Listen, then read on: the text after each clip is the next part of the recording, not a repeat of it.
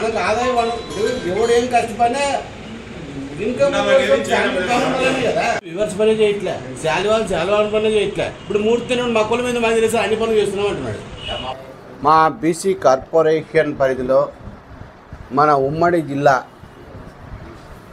చాలా కుల సంఘాల సంబంధించి డైరెక్టర్లుగా ఎన్నుకోబడిన స్టేట్ గవర్నమెంట్ నుంచి ఒక గౌరవప్రదం పొందిన డైరెక్టర్లతోనూ ఈరోజు ఒక పరిచయ వేదిక ఏర్పాటు చేయడం జరిగింది.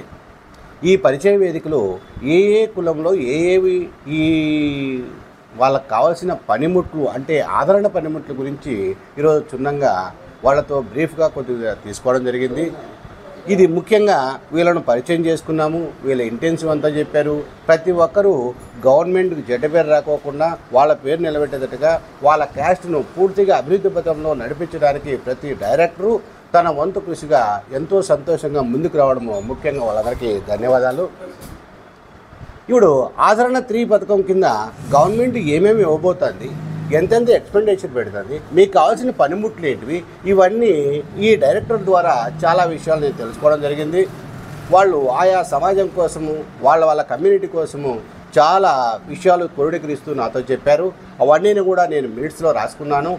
ఆ మినిట్స్ అన్నీ కూడా మా గవర్నమెంట్కు అంటే మేము పూర్తిగా సీఎం గారికి, మా బీసీ వెల్ఫేర్ మినిస్టర్ అయిన సవితమ్మ గారికి లెటర్ రూపంలో మొత్తం రిటర్న్గా మేము ఈ మినిట్స్ అన్నీ పంపించగలుగుతాము.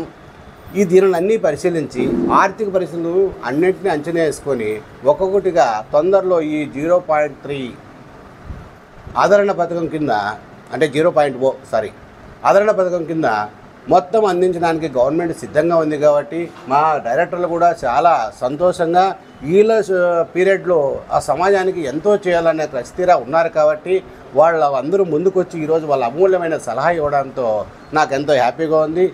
ముఖ్యంగా ప్రతి కమ్యూనిటీ డెవలప్ కావాలనే కాన్సెప్ట్తో గవర్నమెంట్ ఈ ఆదరణ పథకం ప్రవేశపెట్టింది.